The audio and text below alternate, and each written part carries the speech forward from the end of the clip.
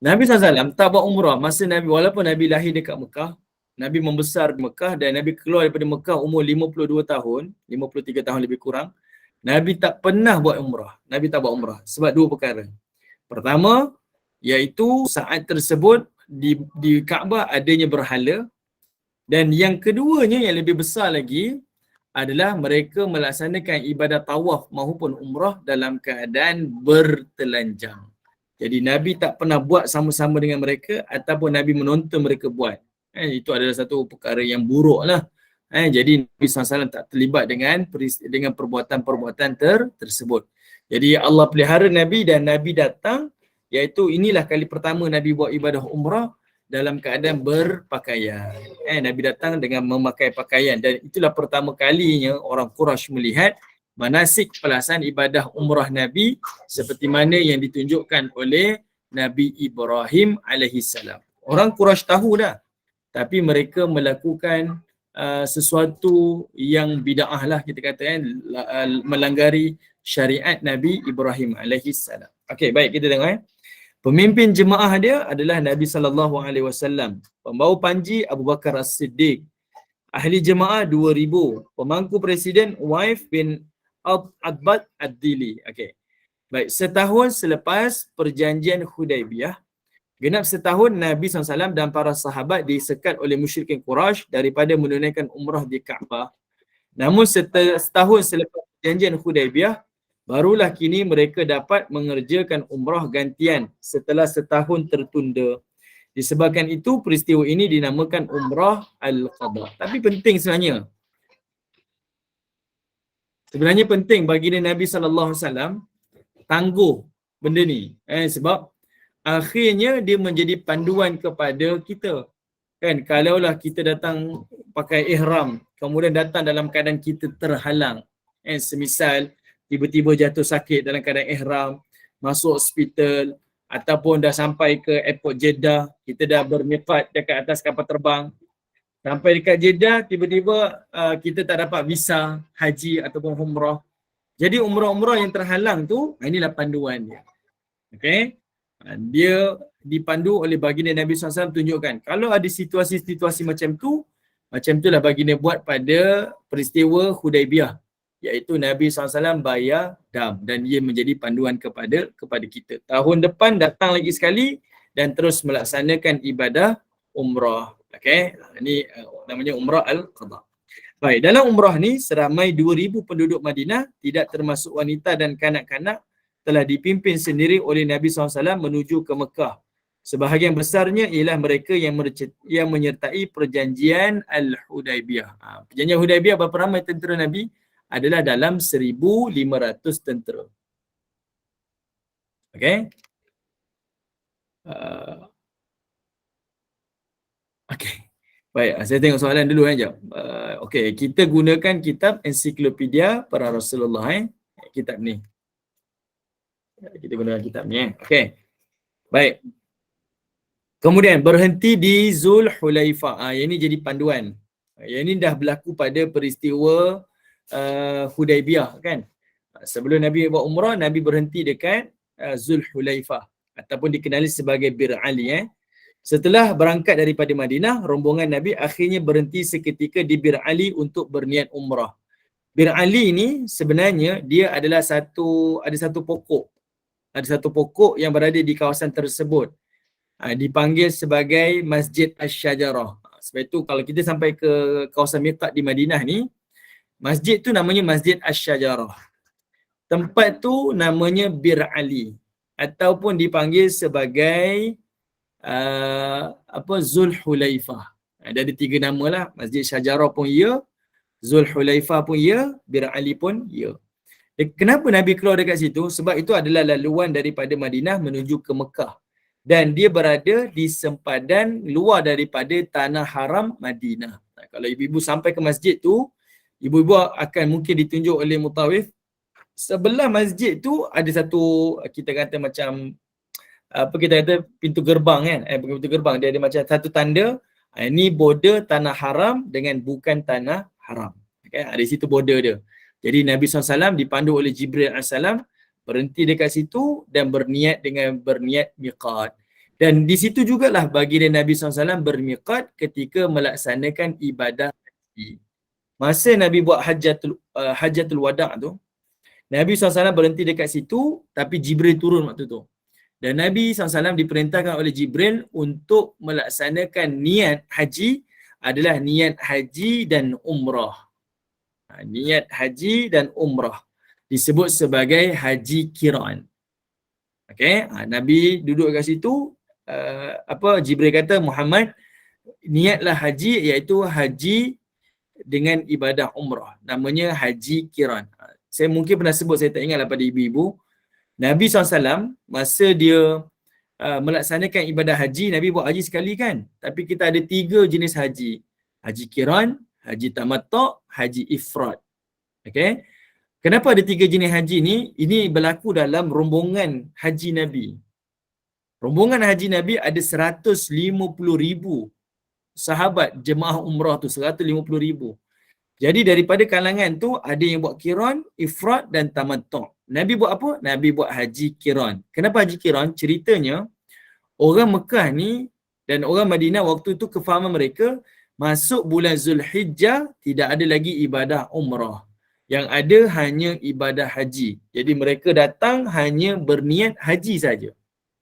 Okay, berniat haji saja. Itu namanya haji ifrad. Okay, haji ifrad. Tapi bila Nabi SAW buat haji pertama kalinya dan Nabi dipandu oleh Jibril AS, Jibril kata, Muhammad buat haji dan buat umrah. Kita panggil itu haji qiran. Qiran tu maksudnya dia buat haji serentak kan. Umrah dengan haji tu dilaksanakan serentak. Okey, Nabi buat haji qiran. Kenapa Nabi buat haji qiran? Sebab Nabi ni nak menafikan kefahaman Quraisy. Sebab orang Quraisy kata apa? Musim Zulhijjah ni hanya buat haji, umrah tak ada. Sedangkan syariat tak macam tu. Syariat haji kena buat, umrah pun kena buat. Boleh dilakukan serentak. Maka Nabi ni dia menyalahilah perbuatan orang Quraisy. Okay? Jadi orang Quraisy datang, dia pun buat haji dan dia pun buat umrah lah selepas itulah, selepas Nabi SAW. Sebelum tu buat haji sahaja. Mana datang pula haji tamattu', iaitu bila Nabi masuk kota Mekah. Sebelum sampai kota Mekah ni, Nabi SAW berhenti dekat kawasan yang berhampiran dengan Masjid Aisyah ataupun Tan'im. Nabi kata pada para sahabat Nabi SAW, siapa yang membawa tunggangan, Nabi SAW minta mereka buat haji tamattu'. Maksudnya masuk ke Mekah, melaksanakan ibadah umrah dahulu, kemudian dia boleh tahallul, pakai baju macam biasa.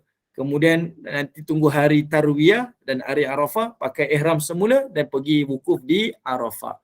Itu Nabi tunjuklah. Jadi sebab itu ada 3 jenis. Kalau ditanya pada kita, Nabi buat haji apa? Iaitu Nabi buat haji qiran. Okay, alright. Jadinya di Zulhulaifah, di Bir Ali, di Masjid Syajarah, tempat yang sama ni, Nabi bermiqat untuk umrah dan Nabi juga bermiqat untuk haji. Kenapa saya cerita pada ibu-ibu? Benda ni ibu-ibu semua maklum dah. Tapi saya cerita ni, kalaulah ibu-ibu pergi umrah selepas ini, ibu-ibu yakin yang kita buat ni adalah dengan panduan baginda Nabi. Barulah namanya beramal dengan ilmu. Beramal dengan ilmu. Sebelum ni mungkin kita hanya pergi kursus, kita tahu je kan kita buat. Jadi dengan ni kita buat dan kita tahu, oh di sinilah Nabi niat haji dan di sini niat Nabi buat umrah. Okay, saya cerita ni adalah untuk lepas ni kalau kita buat, kita datang dengan ilmu. Beramal dengan ilmu. Okey, baik. Kemudian, saat itu Nabi dan kaum muslimin sudah mengenakan ihram sambil melaungkan talbiyah sehingga tiba di kota Mekah. Kat sini saya skip lah, ada cerita banyak sebenarnya. Nabi SAW ni sebelum dia berihram, di Zulhulaifah itulah Nabi SAW akan mandi ihram. Kita kena faham. Daripada Mekah, daripada Masjid Nabawi, berjalan sampai ke sini, kalau pada perjalanan Nabi SAW ni, dia mengambil masa. Ada tempoh dia lah. Saya tak pasti, saya tak ingat lah. Kalau tak ada riwayat, tak silap saya, sama ada 1 hari kot perjalanan dia. 1 hari ataupun setengah hari perjalanan dia. Jadi sebab itu Nabi SAW tak mandi di Masjid Nabawi, di rumah Nabi. Nabi mandi di Bir Ali. Kenapa Nabi mandi di Bir Ali?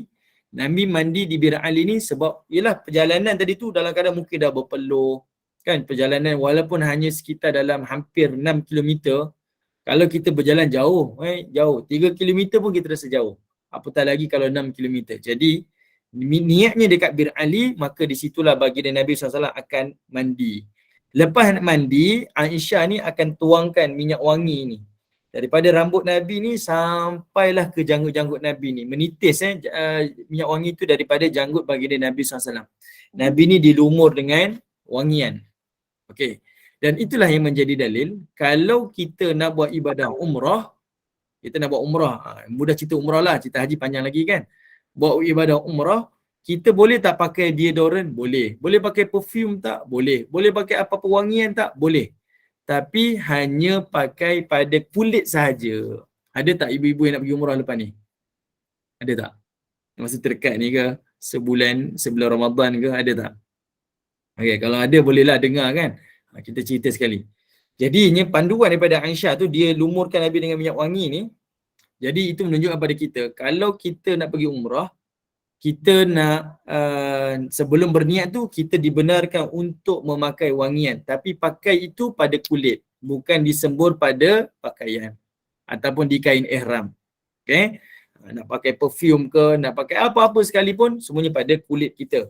Kalau di kulit kita, lepas kita niat ihram, kemudian kita tercium kan, ada bau wangian pada tangan, kena dam tak? Tak kena dam. Tak kena dam. Tapi kalau sembur pada pakaian, kemudian kita lepas ihram, kita cium, kena dam tak? Kena dam. Itu beza dia lah. Jadi Nabi SAW buat. Jadi kalau lelaki nak pakai minyak wangi ke, nak pakai minyak rambut, silakanlah. Deodorant yang penting sebelum niat umrah. Bahkan menjadi sunat yang buat sebelum niat ihram. Tapi lepas niat tak dibenarkan. Okey. Jadi Nabi mandi dia semuanya dekat situ. Tapi kalau ibu-ibu datang daripada Malaysia terus masuk ke Mekah, mandi dekat mana? Mandi dekat rumah. Okey, mandi dekat rumah.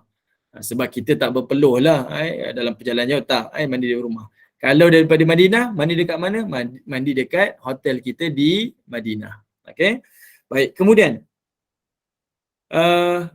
zikir yang paling afdal waktu kita dalam keadaan ihram adalah dengan talbiyah. Labbaik Allahumma labbaik, labbaik la syarika lak labbaik.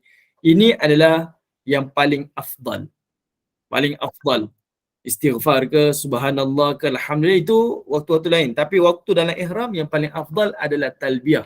Sebab talbiyah ni maksudnya kita menyahut seruan daripada Allah Ta'ala. Kami sahut seruanmu wahai Allah. Kami sahut seruanmu wahai Allah. Kita sahut seruan daripada Allah Ta'ala. Kita datang ibadah umrah tu, kalau kita perasan lah, ada orang yang dia macam biasa je. Tiba satu hari tu, Allah detikkan hati dia, saya rasa macam rindu sangat dengan Masjidil Haram. Macam nak pergi sangat. Hati tu rasa macam memanggil-manggil. Itu satu seruan daripada Allah Ta'ala. Dia pun simpan duit dan sebagainya. Ada orang kadang-kadang dia tak plan pun. Tiba-tiba ada jemputan, pergi je. Ni saya selalu kena lah. Tiba-tiba, saya tak plan pun. Tiba-tiba terpaksa batalkan semua urusan, pergi umrah. Tiba-tiba je kan. Ini panggilan daripada Allah. Sebab itu kita menyahut panggilan Allah tu dengan perkataan labbaik Allahumma labbaik. Nabi buat daripada Bir Ali sampailah ke Mekah, sampailah sebelum Nabi tawaf umrah. Ini zikir yang paling afdal untuk kita lakukan. Dan ibu-ibu kena ingat, siapa yang buat umrah ataupun haji, ada 3 perkara Allah akan beri pada dia. Siapa buat umrah ataupun haji, Allah akan beri dia 3 perkara. Pertama, Allah akan berikan pengampunan besar pada dia. Di antara umrah kepada umrah, iaitu Allah akan berikan pengampunan. Macam itulah juga dengan haji. Daripada satu haji ke satu haji, Allah berikan mereka pengampunan. Jadi, kita buat umrah, daripada umrah yang dahulu, contohlah 2010 kita datang. 2013 kita buat lagi sekali umrah. Tempoh tu Allah ampunkan antara umrah dengan umrah. Allah akan ampun semua dosa-dosa yang kita lakukan. Ini ganjaran besar. Bukan senang nak dapat pengampunan. Macam seorang banduan nak dapat pengampunan diraja tu agar dia dibebaskan daripada penjara, itu bukan benda senang. Tanyalah pada banduan berapa lama dia tunggu tempoh tu. Apa benda yang dia kena buat sampai dia dapat pengampunan tu, bukan senang. Saya pernah jumpa seorang banduan ni, dia ni dah meninggal dah. Dia ni dihukum seumur hidup. Dihukum seumur hidup. Tapi rezeki Allah bagi pada dia, dia masuk penjara umurnya belasan tahun, dia keluar umurnya cecah 70 tahun. Dia dapat pengampunan agung lah. Agung bagi dia pengampunan, dia keluar. Tapi selang beberapa tahun lepas tu dia meninggal dunia. Rezeki Allah bagilah. Dapat pengampunan. Itu di dunia. Kita di hari akhirat ni Allah beri pengampunan dalam keadaan kita tak tahu dosa kita apa yang kita buat. Jadi Allah beri pengampunan daripada satu umrah ke satu umrah. Itu benda yang pertama. Yang kedua, siapa yang pergi umrah ataupun haji ni, semua doa dia Allah makbulkan. Semua doanya Allah makbulkan. Dan Nabi sebut dalam hadis, siapa yang menjadi tetamu Ar-Rahman, Duyufur Rahman, tetamu Tuhan ni, sama ada haji ataupun umrah, kalau dia minta, Allah makbulkan. Kalau dia mohon pengampunan, Allah ampunkan. Kalau dia minta Allah redha, Allah redha pada dia. Okay, semua hajat dia Allah makbulkan. Sebab apa? Kita adalah tetamu, duyuf. Allah panggil kita ni duyuf. Tetamu ni apa? Kalau kita sebagai tuan rumah, tetamu datang, tetamu boleh request apa sahaja kan? Tuan rumah akan sediakan. Mana ada tetamu datang, tuan rumah lah, saya tak ada lah, minta maaf lah. Semua yang ni diminta, dia dapat. Dan bahkan tetamu tak minta, akan disediakan. Tetamu nak datang, kita dah siapkan, ada nasi goreng, nasi biryani, nasi tomato, nasi Arab, semua ada. Sebab apa? Tetamu nak datang ni. Special dia dapat. Layanan. Sebab itu kita kena ingat, bila kita datang ke Mekah, bukan travel agency yang layan kita. Tetapi yang melayan kita adalah Allah Subhanahu Wa Taala. Tapi tak menafikan travel agency, kalau dia menjanjikan sekian-sekian package, dia kena tunaikan. Jangan kata, oh sabarlah banyak-banyak. Sabar tu jangan dia ajar. Sabar tu kami boleh sabar. Tapi yang dijanjikan kena tunaikan. Sekarang ni banyaklah isu travel agency yang tak tunaikan janji kan. Sebab tengah musim-musim sekarang ni. Banyaklah ibu-ibu pun maklum lah cerita di Mekah, di Madinah, hotel dan sebagainya. Tapi bila kita sampai di sana, Allah lah yang akan melayani tetamu-tetamunya. Pengalaman-pengalaman ibu-ibu mungkin macam-macam pengalaman kan. Saya pernah pergi umrah baru ni lah, bulan Oktober lepas. Dalam keadaan saya ni tiba-tiba hilang suara. Dan saya ni kena demam, kemudian sakit perut sangat-sangat. Kalau ibu-ibu ingat saya ada kuliah online dengan ibu-ibu, suara saya tak keluar. Tapi saya pergi sebab kita dah berjanji kan. Tiket pun dah beli. Takkan saya nak cancel sebab saya tak ada suara. Saya pun pergi jugalah. Azam lah. Saya berdoa, harap-harap Allah makbulkan lah. Sampai dekat Madinah ni, saya masuk Madinah dulu, automatik. Demam tak ada, apa pun tak ada. Suara saya keluar macam normal. Saya pun rasa, ya Allah, memang betul lah. Walaupun saya dah pergi banyak kali, Alhamdulillah. Tapi Allah beri itu sentiasa dilayani oleh Allah Ta'ala ni dengan penuh kasih sayang lah. Ini kita tak dinafikan. Sebagai tetamu Tuhan, minta apa saja Allah tunaikan. Pertama, Allah beri pengampunan. Kedua, apa yang kita hajat, semua Allah makbulkan. Ketiga, kalau kita datang sebagai tetamu Tuhan, sama ada umrah ataupun haji, apa dia? Yang ketiga ni apa yang kita dapat? Iaitu, semua harta yang kita belanjakan, semua Allah akan ganti semula. Bahkan Allah beri lebih lagi. Allah akan beri lebih lagi. Allah beri pengampunan, Allah Ta'ala makbul semua hajat kita, Allah terima semua hajat kita, dan yang ketiga, Allah ganti semula harta-harta yang kita belanjakan di dalam perjalanan haji ataupun umrah kita. Sebab ini disebutkan oleh Nabi SAW, ya bena Adam anfik unfik. Allah Ta'ala sebut, wahai anak Adam, kamu berinfak, aku yang bayar infak kamu. Jadi salah satu perjalanan haji dan umrah ni ibadah yang wajib lah. Buat pertama kali tu, maka kita infak harta kita di jalan Allah, Allah yang akan bayar semula apa yang kita belanjakan. Belum pernah lagi dengar orang balik haji umrah jadi miskin, jadi susah. Allah bagi dia macam-macam rezeki yang lain lah. Okay, itu antara kelebihan dia. Okay, baik. Sekarang kita tengok senjata ditinggalkan.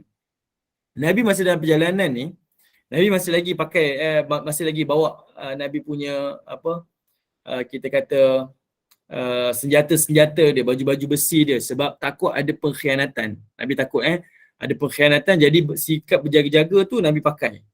Masih lagi dengan pakaian, bawa senjata, tombak dan sebagainya. Bersama-sama rombongan Nabi SAW ada 60 ekor unta sebagai haiwan korban. Okay. dan senjata-senjata sebagai langkah berjaga-jaga andai kata berlakunya sebarang pengkhianatan. Okay. Biarpun begitu, setibanya Nabi dan rombongan di Ya'jad. Ya'jad ni adalah satu daerah sebelum masuk ke Mekah. Dalam perjalanan tu Nabi bawa semua baju-baju besi, baju perang semua Nabi bawa. Tapi sebelum sampai Mekah ni, tak ada apa-apa berlaku pada Nabi. Ada jaminan keselamatan lah. Jadinya, Nabi perintahkan kaum muslimin agar tanggalkan semua alatan perang kecuali sebelum masuki Mekah, kecuali pedang yang tersarung saja. Ada pedang ni. Ada masuk pedang, itu saja yang masuk ke dalam kota Mekah. Yang lain semuanya Nabi minta tinggalkan.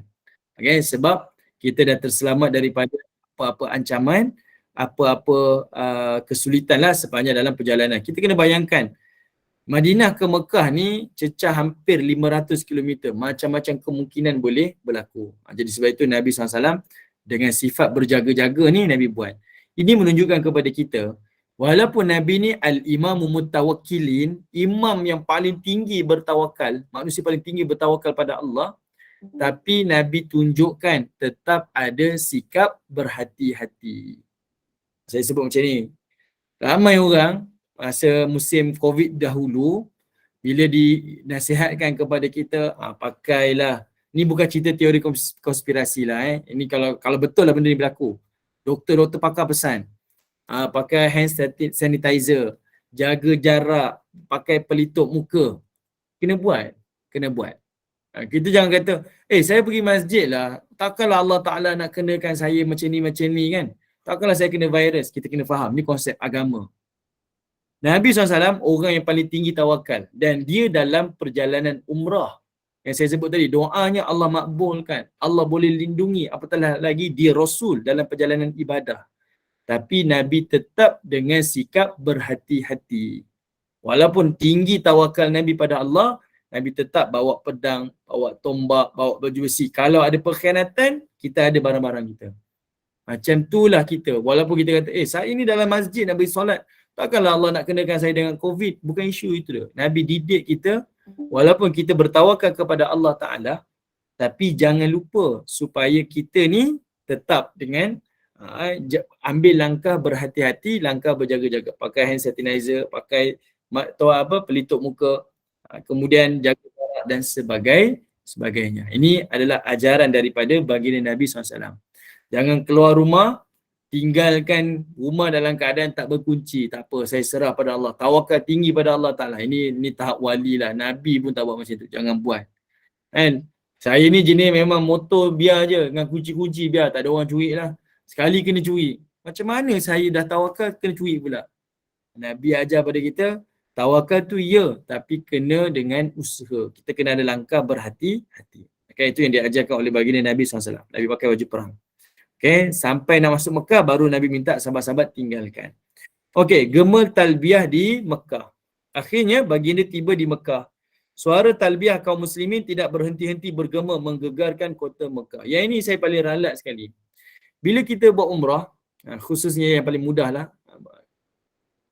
semua jemaah yang masuk ke kawasan Masjidil Haram, semua tak nak talbiyah. Tengoklah mana-mana negara. Masa kita tawaf tu, ya kita baca doa kuat-kuat kan. Sedangkan baca doa waktu itu, afdalnya adalah bersendirian. Bahkan doa dan zikir ketika tawaf dan sa'i adalah sunat. Tak perlu buat pun. Okay? Sebab ibadah haji dan umrah ni adalah ibadah fizikal. Kita kena laksana, kena buat, kena berjalan, kena tawaf, kena sa'i. Yang amalan-amalan dari sudut verbal ni, dengan kauliah ni, perkataan-perkataan ni, ini sunat saja. Kalau tak buat pun haji dan umrah ni tetap sah. Tapi kita ni terbalik. Itu namanya kita ni tertipu dengan ibadah kita. Waktu kita masuk dekat tawaf tu, kita nak tunjuk kita lah jemaah yang paling kuat berdoa. Baca kau sampai orang lain, jemaah lain terganggu. Kita lah yang paling ramai sekali, kita lah yang paling kuat. Sampai sa'i, baca zikir ni lah, semua orang dengar. Sedangkan dia mengganggu jemaah-jemaah lain untuk buat ibadah umrah. Tapi sebenarnya yang paling afdal adalah dengan talbiyah. Saya tak tahulah ibu-ibu, kalau perasan, bila kita turun daripada hotel, nak masuk ke pintu Kaabah, Masjidil Haram tu, senyap je.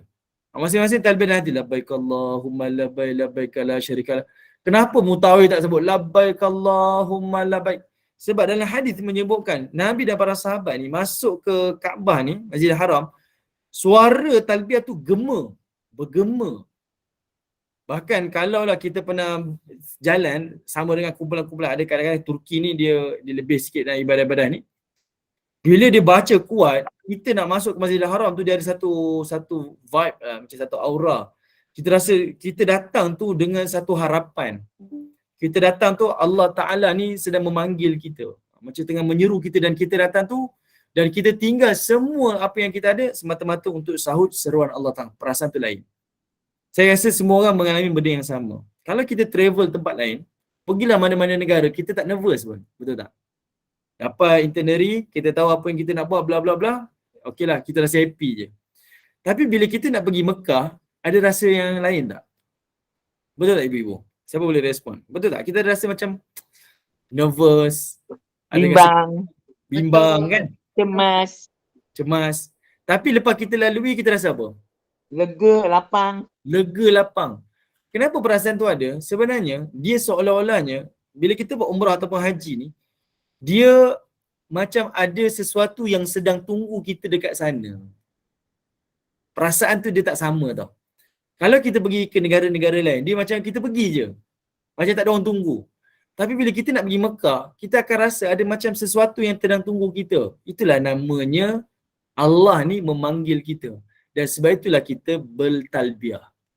Perasaan tu tak sama. Tapi bila buat, ya Allah, leganya lah, lapangnya lah, tenteramlah jiwa saya ni. Tapi masa nak buat tu memang kan, penat, tengah nak ihram, kena itu. Memang. Perasaan tu dia tak sama. Tapi bila dah sampai, ya Allah, lega tu lain. Dia macam ada sesuatu sedang menanti kita. Okay, jadi ibu-ibu ingat. Talbiah tu dikuatkan. Talbiah daripada dalam bas. Bukan daripada tanah air. Dia lepas miqat.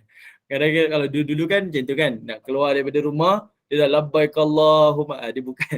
Dia waktu kita bermiqat tu.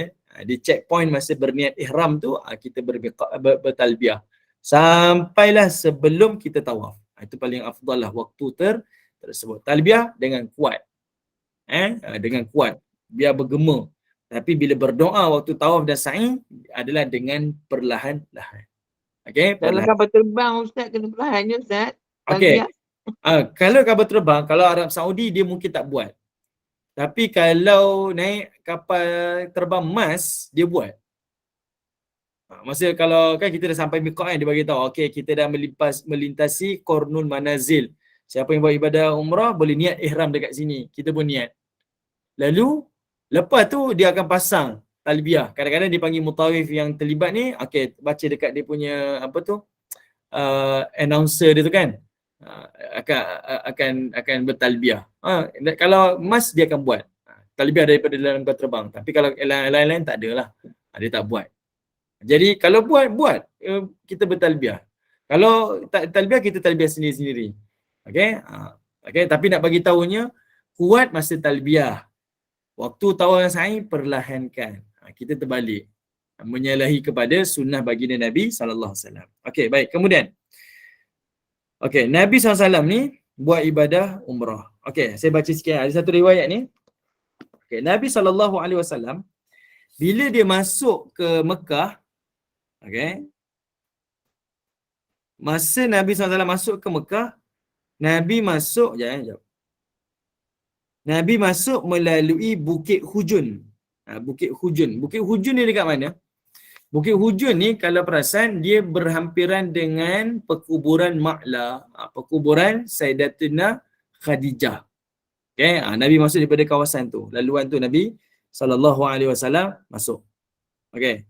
Dan baginda Nabi SAW, waktu tu orang-orang musyrikin ni dia dah berbaris dah untuk melihat baginda Nabi SAW. Dan Nabi SAW ni terus bertalbiah sehinggalah diusapnya rukun dengan tongkatnya. Kemudian Rasulullah pun bertawaf dengan diikuti oleh orang Islam. Okey. Nabi usap ni dekat mana? Iaitu di Rukun Yamani. Okey. Alright, kita bincang ni. Nabi SAW ni dia masuk. Dia masuk Mekah daripada Hujun, daripada kawasan Safa Marwah tu lah. Nabi masuk dari situ. Nabi masuk dengan dalam keadaan talbiah. Orang-orang Mekah ni semua kat mana? Orang Mekah ni semua dah duduk dia tak duduk kat Masjidil Haram, semua duduk luar. Dan mereka menyaksikan baginda Nabi ni buat umrah. Kita kena bayangkan Kaabah ni dekat tengah-tengah. Dan kawasan Mataf tu, dataran tawaf tu terbuka. Dan dia tak ada tembok-tembok yang ibu-ibu nampak hari ni. Ada dinding-dinding, tiang-tiang tu tak ada. Okay, dia hanya ada Kaabah sahaja. Keliling tu adalah rumah-rumah orang-orang di Mekah. Okay, jadi mereka duduk di luar kawasan tu, mereka hanya menyaksikan baginda Nabi SAW melaksanakan ibadah umrah. Okey, Nabi SAW bila dia masuk saja, Nabi pun usap rukun Yamani tu, Nabi kucup dan Nabi mulakan ibadah tawaf. Dan sebelum Nabi buat tu, Nabi SAW ni dia mengajak para sahabat ni agar berittiba. Ittiba. Ittiba ni apa? Nabi minta sahabat ni buka bahu kanan ni. Pakai ihram, buka bahu kanan. Yang bahu kiri ni ditutup. Dan Nabi minta 3 tawaf yang pertama tu dalam keadaan mereka ni berlari-lari anak. Okay, berlari-lari anak. Dan masuk pusingan tawaf yang keempat, Nabi tutup balik. Dua-dua bahu. Okay.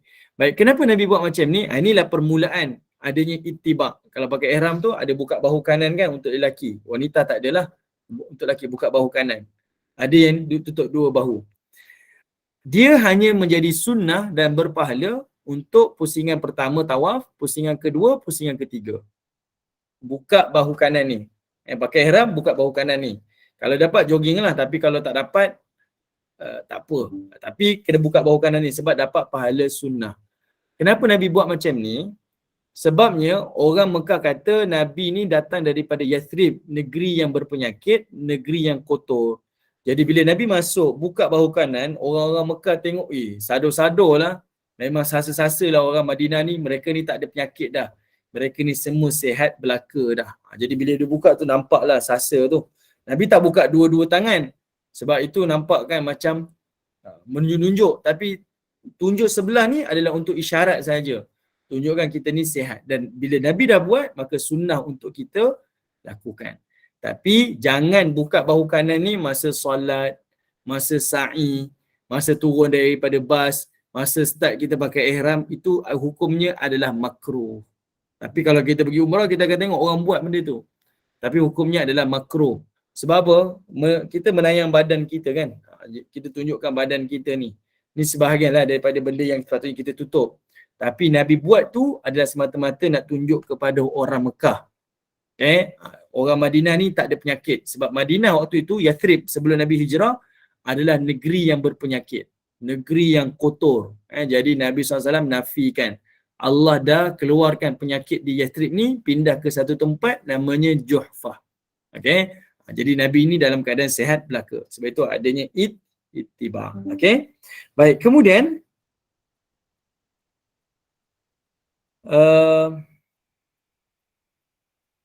setelah Nabi selesai mengerjakan umrah dan berkorban di Marwah, baginda menghantar utusan ke Ya'jad untuk menggantikan para sahabat yang sedang menjaga senjata agar dapat menunaikan umrah bersama-sama. Jadi Nabi kan tinggalkan senjata kan. Jadi ada penjaga je, sahabat yang ditinggalkan. Jadi sahabat tu datang balik melaksanakan ibadah umrah. Dalam umrah kali ini, Nabi sempat masuk dan beriktikaf di dalam Kaabah sehingga zuhur. Setelah itu, baginda memerintahkan Bilal untuk mengumandangkan azan di Kaabah. Baru Nabi suruh azan di Kaabah. Okey. Aus bin Khawli Al-Ansari bersama dengan 200 sahabat yang lain ditugaskan oleh baginda untuk menjaga senjata-senjata yang ditinggalkan di Ya'jad. Okey. Kecergasan kaum muslimin. Sementara itu, musyrikin Quraisy sudah mengosongkan Mekah dengan menuju ke Bukit Qu'ai-Qi'ain, bersebelahan dengan Kaabah untuk melihat kehadiran kaum muslimin yang akan melaksanakan umrah di Kaabah. Saat itu, sesama mereka bercerita tentang berita keadaan orang Madinah yang sedang lemah kerana menghadapi wabak penyakit. Namun melihat kepada ibadah umrah Nabi dan kaum muslimin yang penuh bertenaga, mereka keheranan. Sehingga ada antara mereka yang berbisik, adakah kaum muslimin ini yang dikatakan sedang sakit? Sedangkan mereka lebih cergas daripada ini dan ini. Sebab itu Nabi suruh buka bahu, nampak tubuh badan ni yang segar tu, bugar tu. Kemudian Nabi minta berlari-lari anak. Nak tunjukkan berstamina lah. Tawaf dalam keadaan berlari. Okay, ini antara lah hikmah Kenapanya dibuka bahu kanan dan Nabi SAW minta para sahabat ni tawaf dalam keadaan berlari-lari hanya 3 pusingan sahaja. 3 pusingan yang awal sahaja. Okey. Meninggalkan Mekah.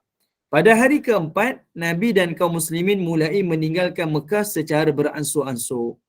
Kesemua yang Nabi SAW laksanakan ini sesuai dengan apa yang dipersetujui dalam perjanjian Al-Hudaibiyah sebelum ini. Okey. Saya tanya pada ibu-ibu, masa Nabi SAW masuk Mekah, masa ni berhala ada lagi ke tidak?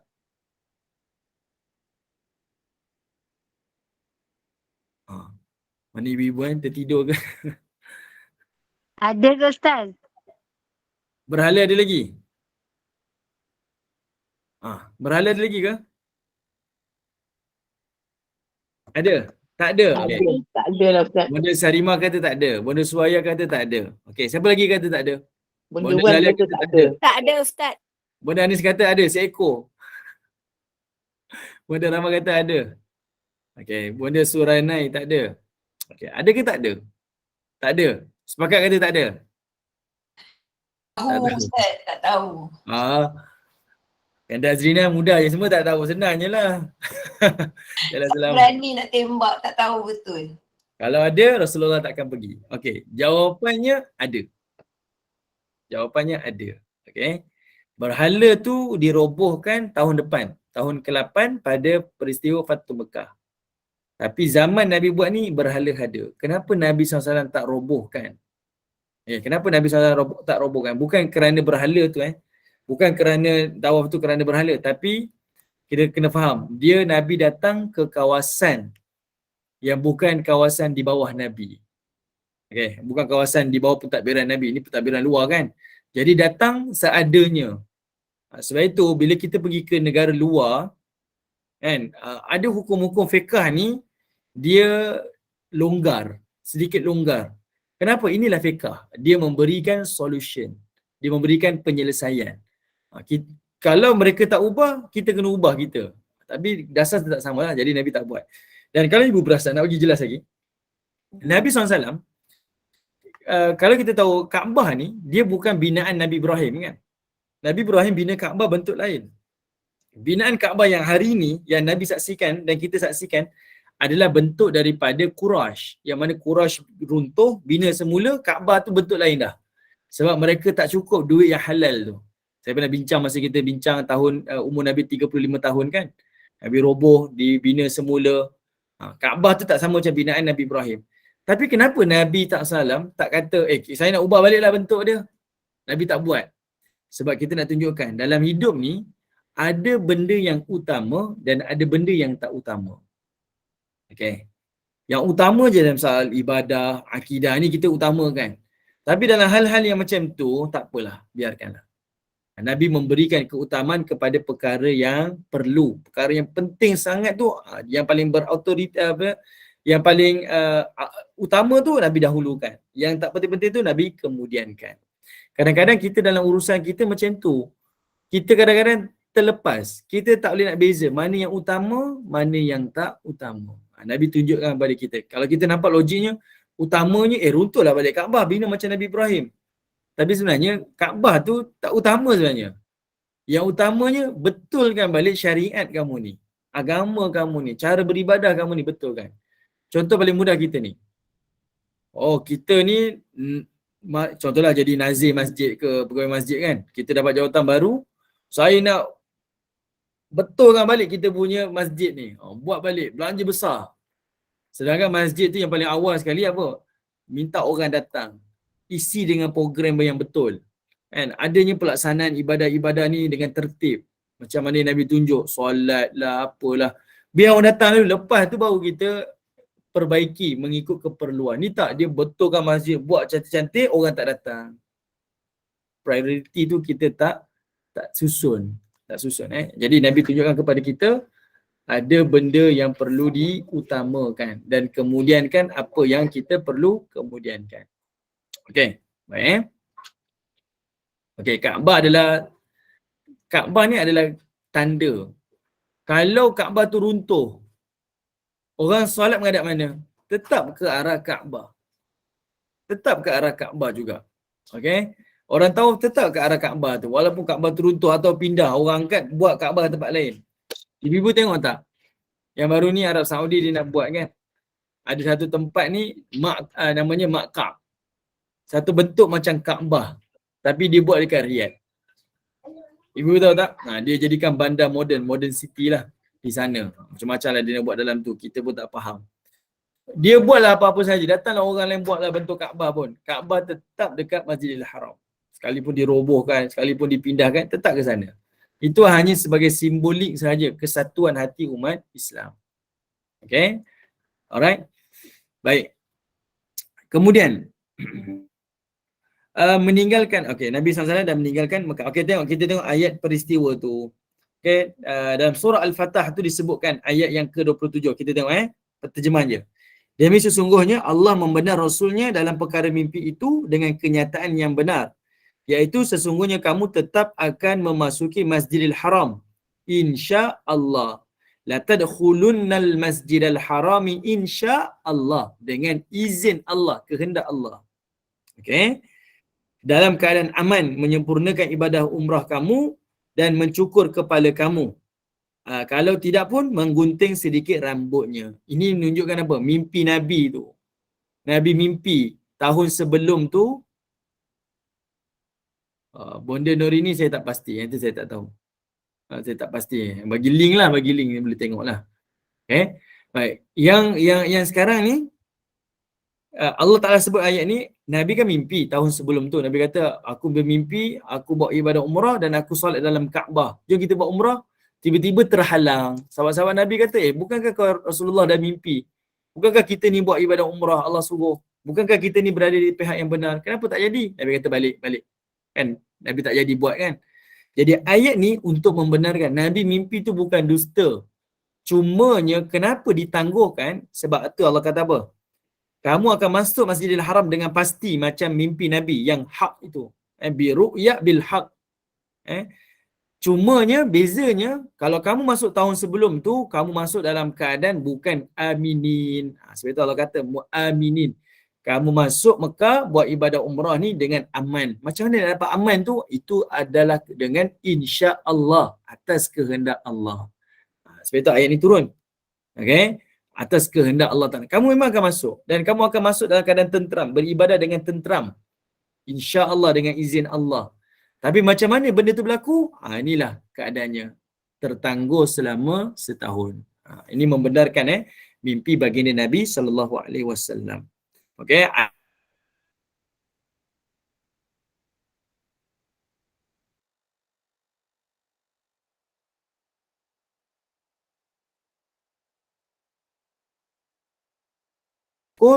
Dan hanya satu keberkatan bagi orang yang bergunting.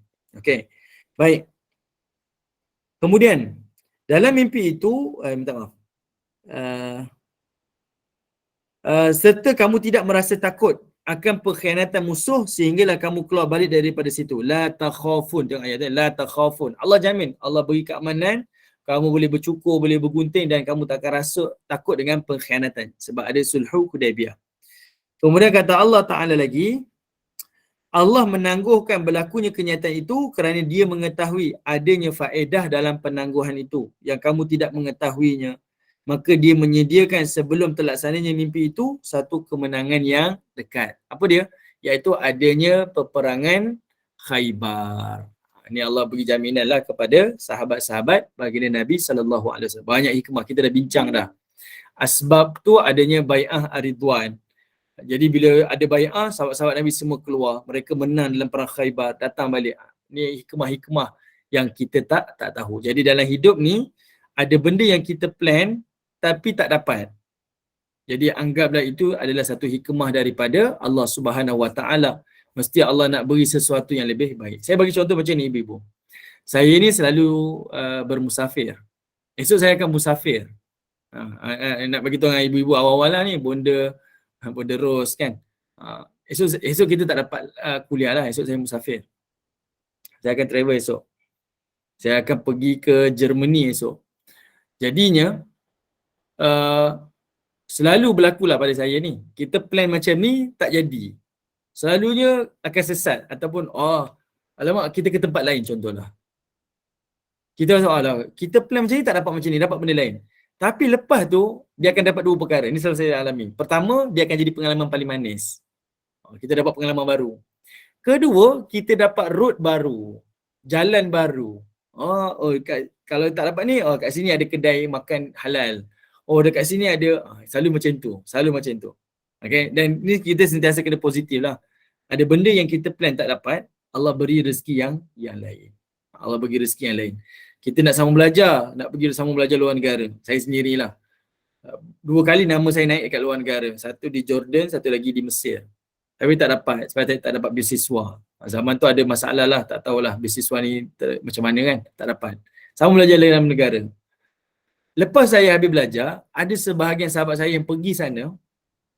Ini bukan nak bandingkan lah, tapi untuk saya sendiri. Pergi sana, pergi belajar luar negara dengan pembiayaan sendiri.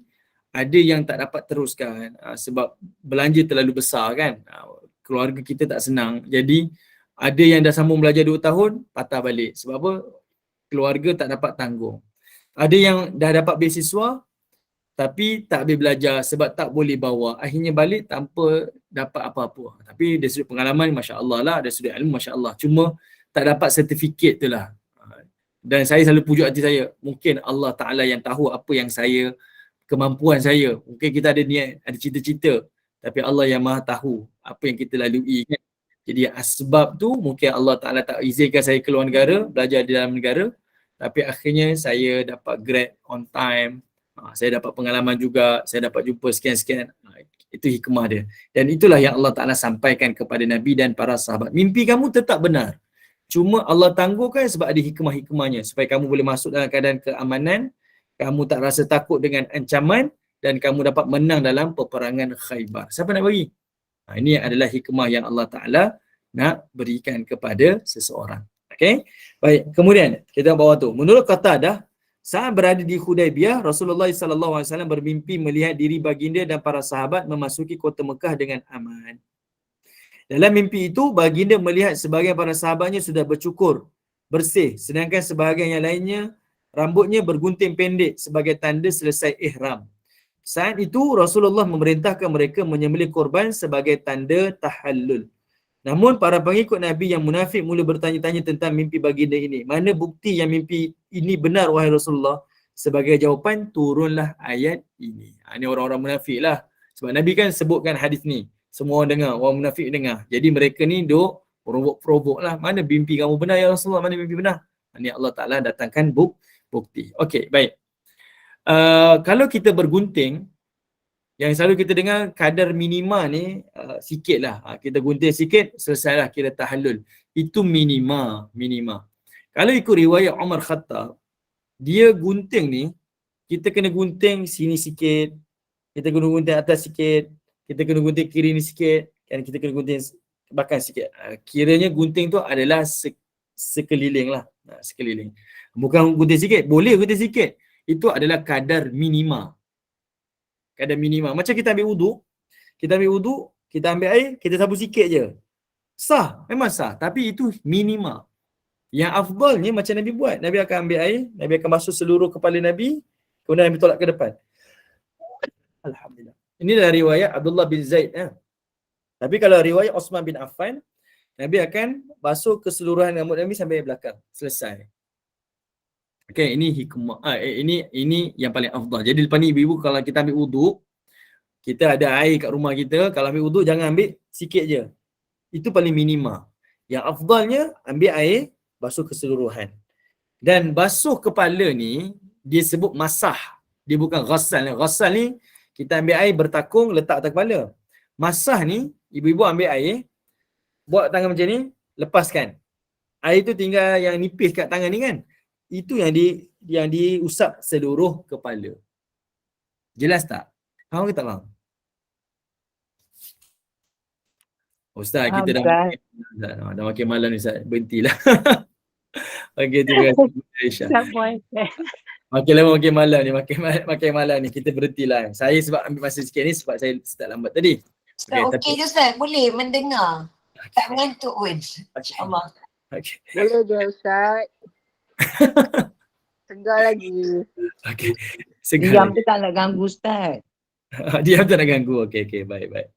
Okey, saya ulang lagi sekali. Okey, saya ulang lagi sekali kan. Nanti muka surat 170 nanti kita sambunglah kemudian insya-Allah kan. Cuba saya nak ulang lagi sekali. Kalau kita ambil wuduk, okey, kalau kita bergunting, selalu kita akan gunting sikit je. Memang sah. Tapi dapat pahala afdal tak? Afdal tu tak dapat. Sebab afdal tu kalau gunting tahallul, dia kena gunting keseluruhan. Ambil sini sikit, ambil atas ni sikit, ambil kiri ni sikit, ambil belakang ni sikit. Barulah dikira bergunting keseluruhan. Lagi afdal, kita bawa duit, pergi kedai, cakap saya nak bergunting. Sebab ada orang mungkin dia tak nak bercukur kan, tak ada halangan lah. Agama pun tak melarang, ada syariat dia kan. Jadi boleh bergunting. Berguntinglah keseluruhan rambut, itu yang paling afdal. Tetap dapat pahala afdal tak? Dapat bergunting. Kalau kita gunting sikit, memang lepaslah daripada ihram tu, tahallul dah. Tapi dapat afdal tak? Tak dapat afdal. Sebab itu adalah kadar minima. Samalah macam kita berwuduk. Selalu orang Melayu kalau ambil wuduk, dia ambil air, dia selak sikit rambut dia pump macam tu je. Dah, selesai. Sah tak? Memang sah.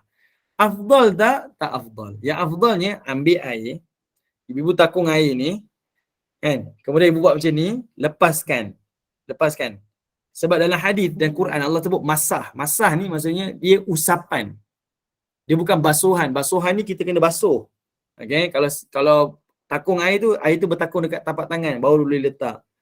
Kalau kita pakai botol spray, kena spray kat tapak tangan sampai air tu bertakung. Kalau spray dekat muka sampai air tu mengalir, baru dikira sah. Tapi kalau kepala ni disebut masah, dia usap. Maksudnya ambil air, letak, lepaskan air tu. Bukan bertakung, lepaskan. Kemudian baru diusap. Dan usapnya adalah keseluruhan kepala. Itulah afdal. Ibu-ibu jangan basuh, air tu bertakung, basuh macam ni nanti lencun.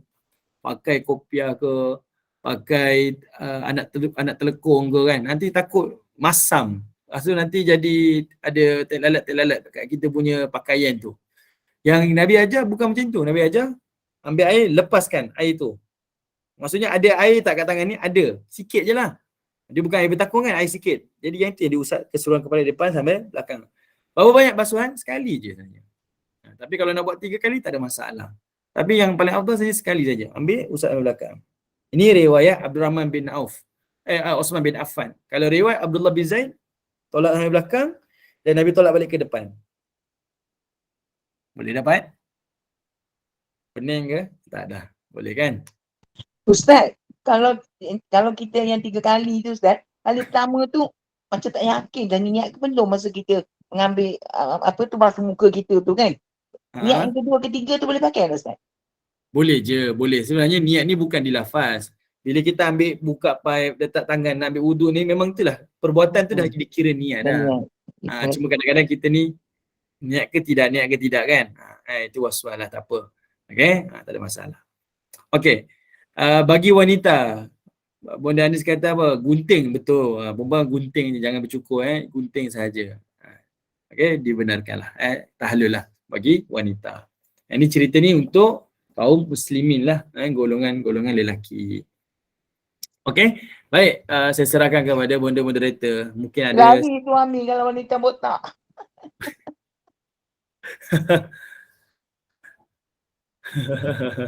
Ustaz nak tanya. Okay, baik. Kalau Ya. basuh kepala, perempuan tak payah ke depan ni, belakang je.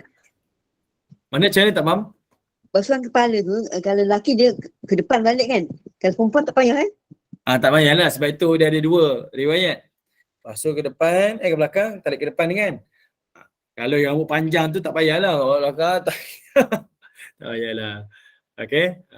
Jadi tolak ke belakang tu pun itu yang Nabi buat, dan itu adalah riwayat daripada Osman bin Affan. Abdurrahman bin Auf. Okey. Baik, apakah di Kaabah kita boleh berdoa jelik yang ditujukan kepada orang kah Ustaz? Okey.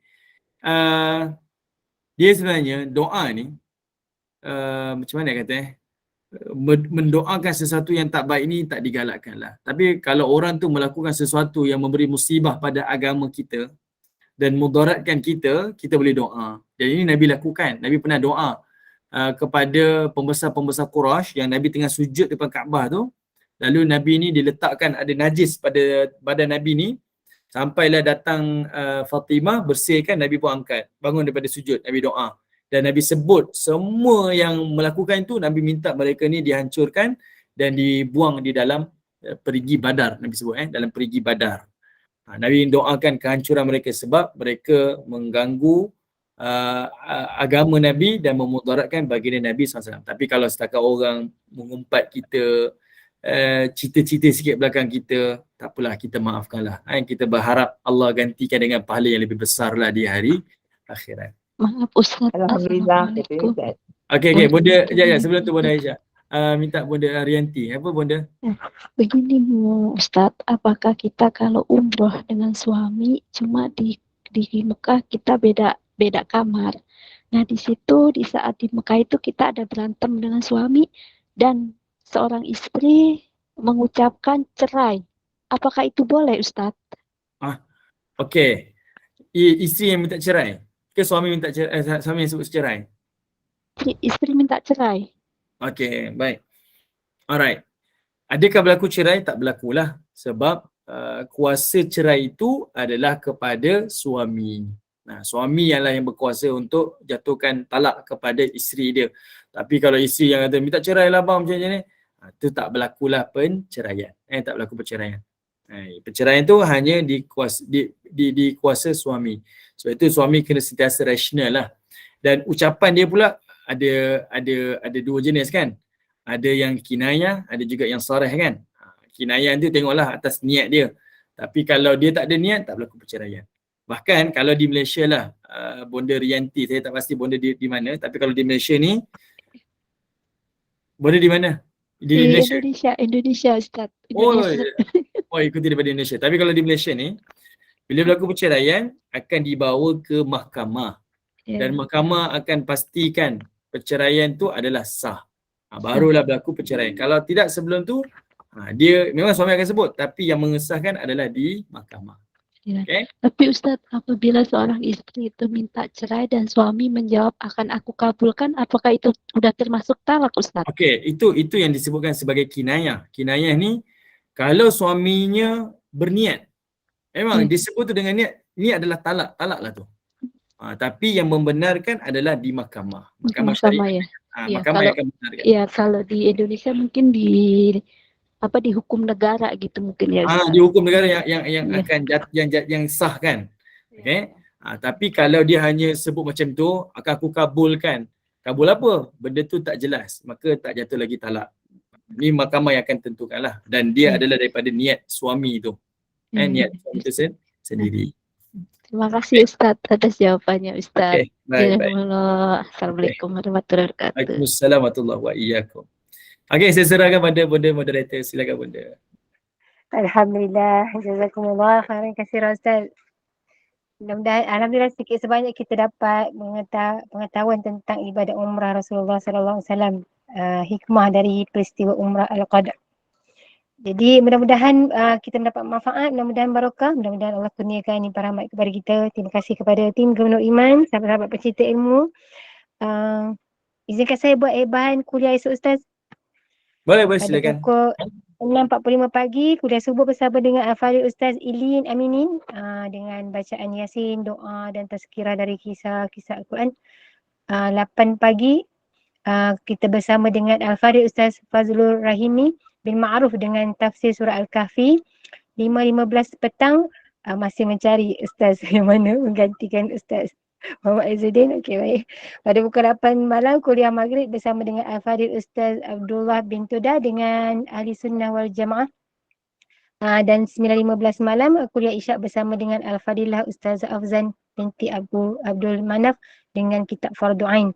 Jadi teruskanlah bersama-sama dengan Gubernur Iman dengan kuliah-kuliah yang telah disediakan. Dengan ini saya mewakili Gubernur Iman memohon maaf sekiranya ada sebarang kekurangan dan kesilapan. Yang baik itu datang daripada Allah, yang tidak baik dan kelemahan itu daripada kami sendiri. Kita tangguh kuliah kita. Semoga Allah permudahkan urusan Ustaz untuk bermusafir besok insya-Allah. Kita doakan kami di Gubernur Iman.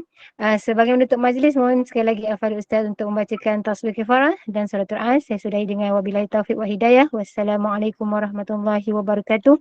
Ma'assalamah wa ila liqa'. Bismillahirrahmanirrahim. Subhanallah wa bihamdi, subhanakallah wa bihamdika, asyhadu an la ilaha illa anta wa astaghfiruka wa atubu ilaik. Subhana rabbika rabbil izzati amma yasifun wa salamun alal mursalin walhamdulillahi rabbil alamin. Wal 'asr innal insana lafi khusr illa alladhina amanu wa 'amilus solihat wa tawassaw bil haqq wa tawassaw bis sabr walhamdulillahi rabbil alamin. Terima kasih semua ibu-ibu, bunda-bunda yang dirahmati Allah. Assalamualaikum warahmatullahi wabarakatuh. Waalaikumsalam.